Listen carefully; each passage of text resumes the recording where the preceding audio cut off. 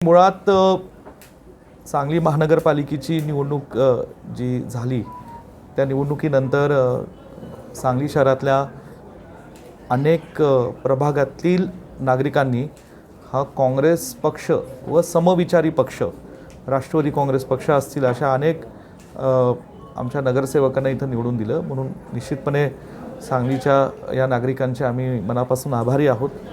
त्याचबरोबर गेले काही महिन्यांपासून आज काँग्रेस पक्ष महाविकास आघाडीचे पक्षातील नगरसेवक हे सांगलीकरांचा आवाज, सांगलीच्या गोरगरिबांचे सर्वसामान्य नागरिकांचा आवाज हा महानगरपालिकेमध्ये मांडण्याचं अत्यंत खंबीर असं काम करत आहेत।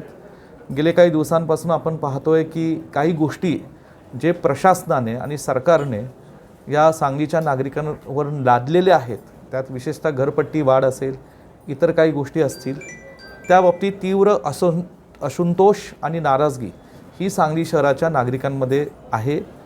आणि आज सांगली आमच्या काँग्रेस पक्षाच्या नगरसेवकांशी तो संवाद साधल्यानंतर त्यातले काय बारकावे आहेत, काय त्यातनं काही चुका त्या निर्णयापाठीमागे आहेत, या बाबतीत आज मी सांगली महानगरपालिकेचे आयुक्त मॅडमशी चर्चा केलेल्या आहेत।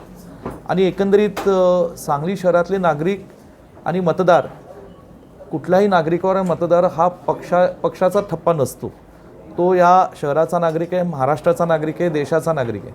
पण तसे त्या नागरिकाचे आपल्या लोकांचे प्रश्न सोडवण्याची नैतिकतेने जबाबदारी आणि कायद्याने जबाबदारी ही महापालिकेची आणि सत्ताधारी पक्षाची असते। आमचे नगरसेवक हे लोकांचा आवाज तिथं मांडत आहेत, लोकांचे प्रश्न मांडत आहेत। महापालिकेने हे प्रश्न सोडवणं हे त्यांचं कर्तव्य आहे।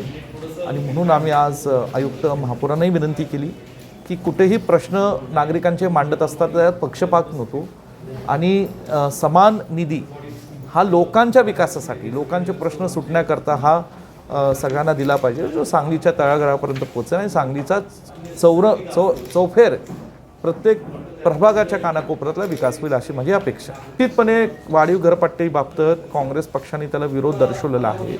हे सत्य आहे की सांगली महानगरपालिकेला उत्पन्नही झालं पाहिजे, पण हा निर्णय लादू नका। जे काही त्याच्या बाबतीतले नियमावली असतील, निकष असतील, हे तुम्ही महानगरपालिकेतले नगरसेवक जे लोकप्रतिनिधी आहेत आणि नागरिक, विविध सांगली शहरातले नागरिक मंचसुद्धा चालू आहेत, त्या नागरिक मंचांना विश्वासात घेतलं पाहिजे। ज्या हेतूने तुम्ही करत आहे तो हेतू जर प्रामाणिकपणे साध्य होत असेल, गोळा होणारा पैसा हा खरंच नागरिकांच्या विकासासाठी, लोकांचे प्रश्न सोडवण्यासाठी व त्याचा वापर करणार असेल तर हरकत नाही, पण ते लादू नये, ते टप्प्याटप्प्याने करवाढ करावी, लोकांना विश्वासात घ्यावं, हा आमची प्रामाणिक इच्छा। म्हणून हा जे अचानकपणे लादलेलं हे जे काही करवाढ आहे त्याला काँग्रेस पक्षाचा नगरसेवकांचा निश्चितपणे विरोध राहील। ठीक आहे, प्रशासन म्हणून महापौरांशी संवाद साधला, आयुक्तांशी साधला, पालकमंत्री मोदयांशी मी साधलेला आहे की बाबतीत ह्या काही थोडे निकष बदला, थोडं एकदम असं लादू नका। तर त्या बाबतीत त्यांनी काहीतरी आम्ही फेरविचार करून आणि त्यातनं वेगळं काहीतरी असं सांगितलेलं आहे। थोडे दिवस पाहू काय निर्णय होतो तो अंतिम।